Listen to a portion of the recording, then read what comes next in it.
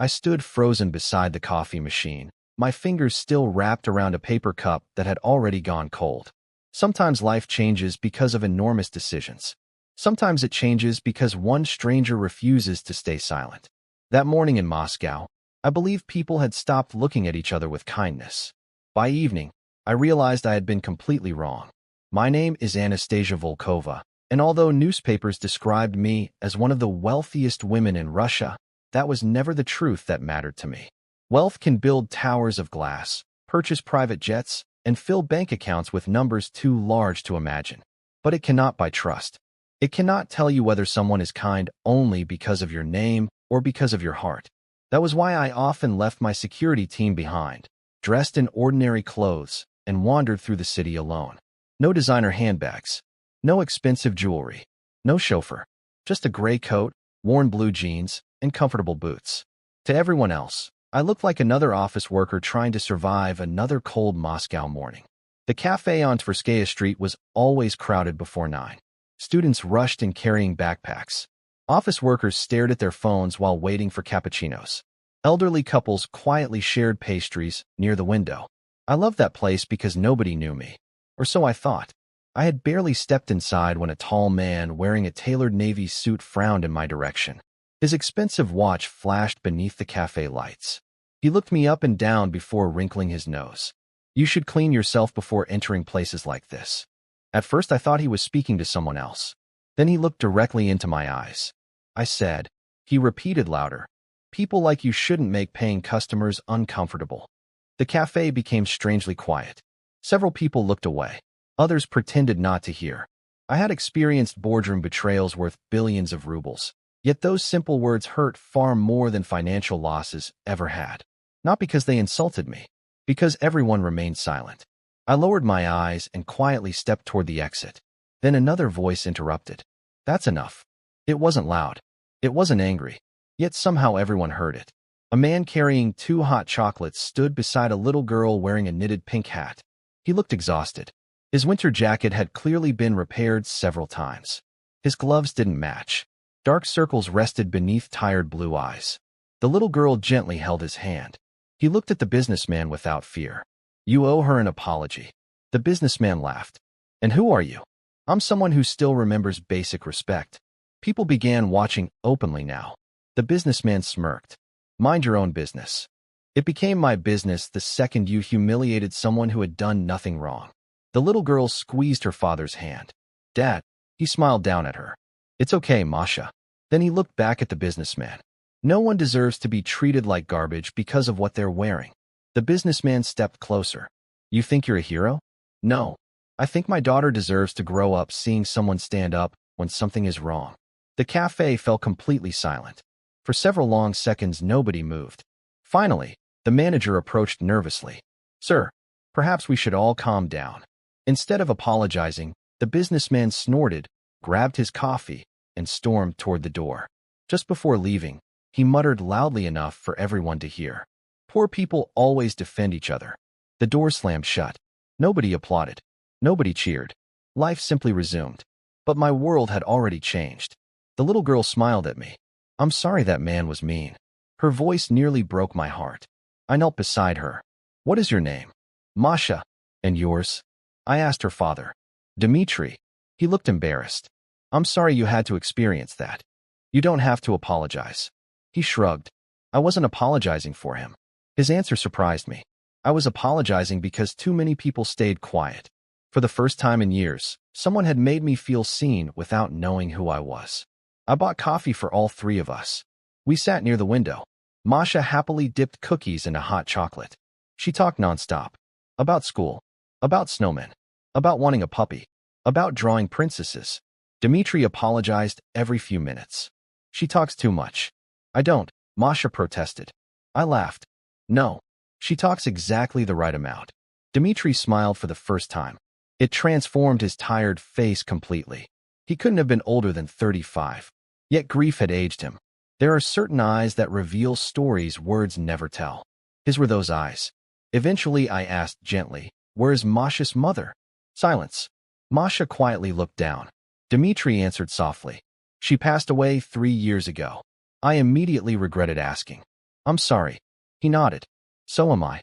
Nothing more needed to be said. When Masha ran toward the pastry display, Dmitri spoke quietly. I work construction. His voice carried no shame. I start before sunrise. My mother watches Masha until school. You raise her alone? I try. He smiled sadly. Some days I succeed. I watched him carefully. His jacket was old. His boots were worn. His hands were rough from honest work. Yet there wasn't a trace of bitterness inside him.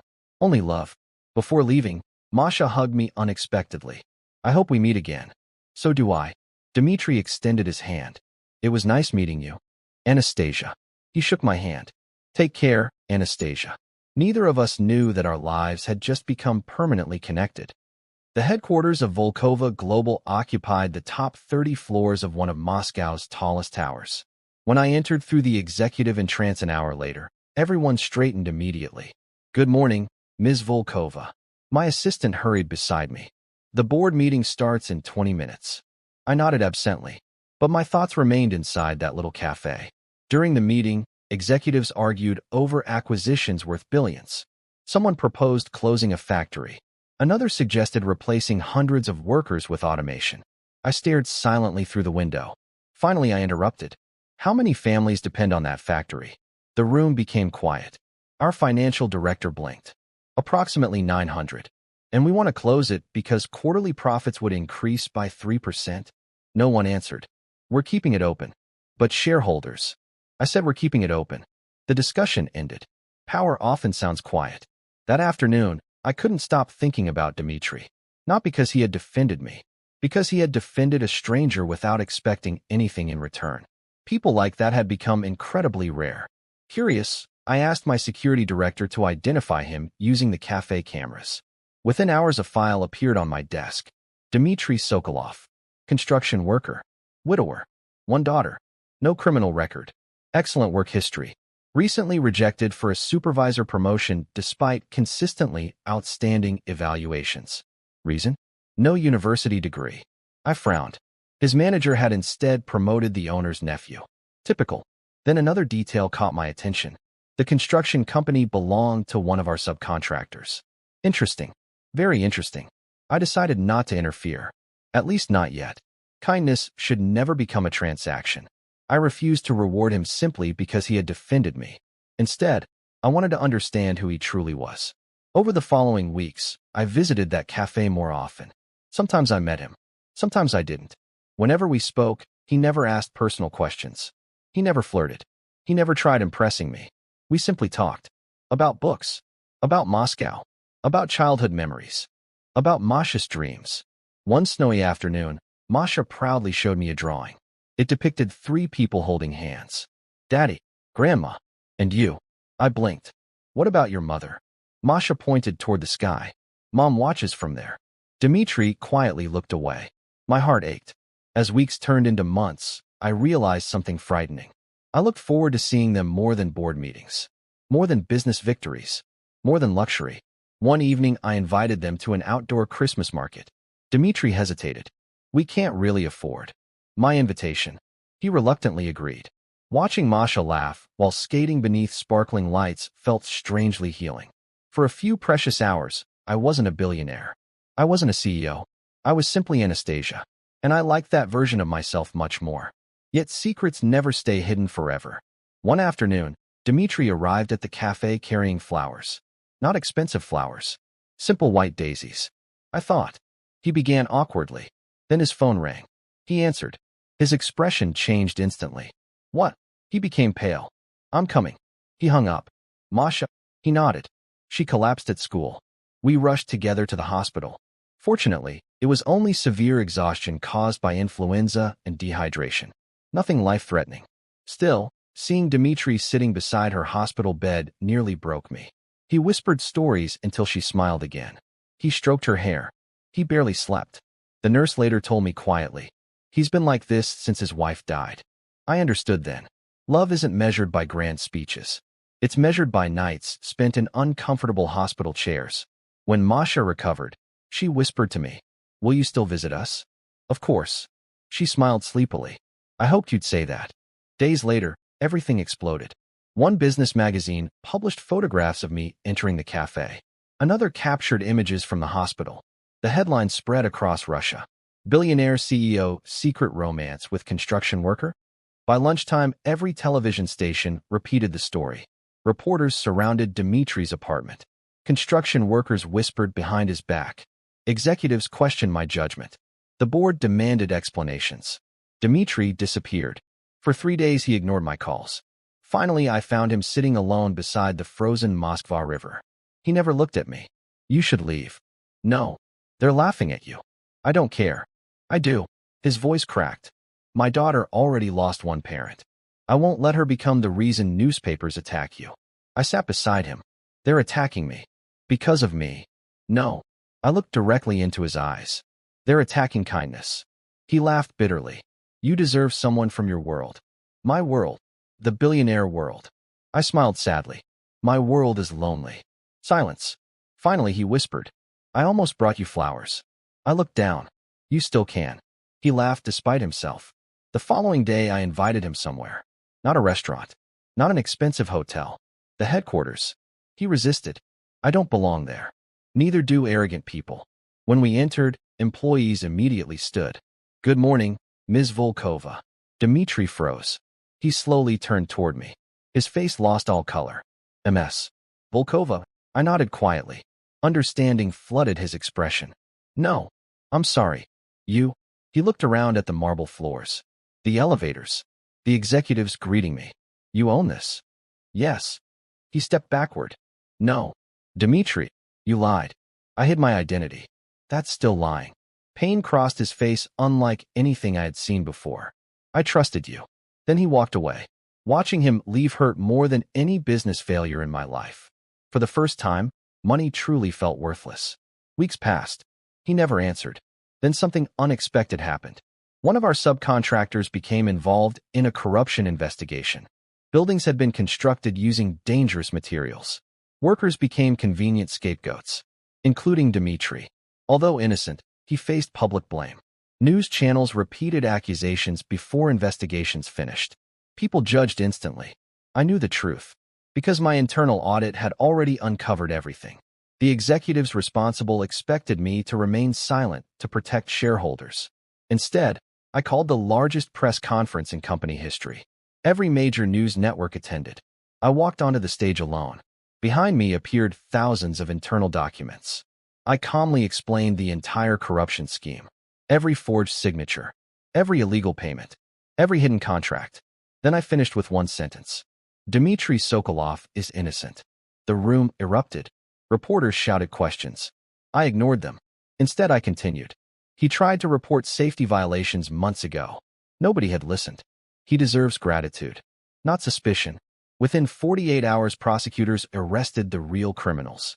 Dmitri's name was completely cleared, but he still refused to see me. Until Masha solved the problem. One Saturday morning, my apartment buzzer rang.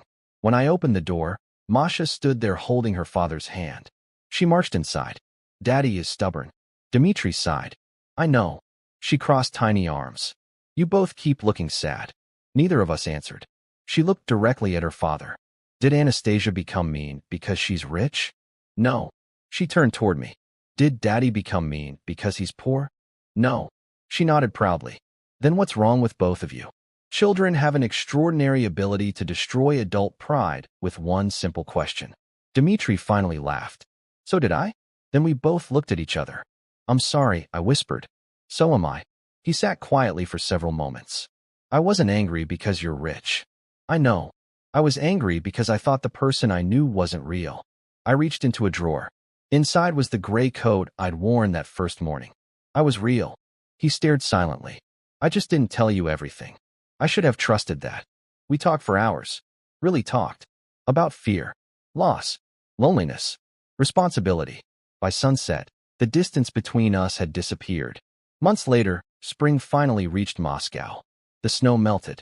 Trees awakened. Masha insisted we feed ducks every Sunday. One afternoon, she suddenly announced, I think Mommy sent Anastasia. Dmitri gently smiled. Maybe. Masha looked at me. Will you stay? I knelt before her. If you'll have me. She hugged me tightly. I already decided. A year after that unforgettable morning inside the cafe, I returned to the exact same table. Nothing had changed. The same smell of fresh coffee. The same old wooden chairs. The same warm lights. Except this time Dmitri sat across from me. Masha colored pictures beside us. He reached into his pocket. Not flowers. A small velvet box. His hands shook. I can't promise castles. I laughed softly. I already own enough buildings. I can't promise luxury vacations. I've had enough luxury. I can't promise perfection. I wouldn't believe you if you did. He smiled. But I can promise that you'll never face the world alone again. Tears filled my eyes before I answered. Yes. People inside the cafe applauded. Some remembered us. Most didn't. It didn't matter. The manager even brought free cake. As we laughed together, I noticed an elderly woman watching quietly from another table. She smiled at me. Not because I was wealthy. Not because of headlines. Simply because she saw two people choosing love. Years later, journalists often asked me what the smartest investment of my life had been. Technology? Real estate? International markets? I always smiled. Then I remembered a cold Moscow morning. A frightened woman pretending to be ordinary. A little girl with a pink hat. And a tired single father who refused to let cruelty pass without speaking. My greatest investment, I always answered, was trusting the man who stood up for a stranger when everyone else remained silent. Because fortunes rise, empires fall, headlines disappear, money changes owners. But a single moment of courage can echo through generations. Every time Masha tells people how her parents met, she never mentions billions. She never talks about companies. She simply smiles and says, "My dad stood up for someone who needed kindness." And every single time I hear those words, I silently thank that ordinary little coffee shop where an ordinary single father unknowingly changed the life of the woman who had everything except the one thing she truly needed. Someone brave enough to see a human being before seeing her status.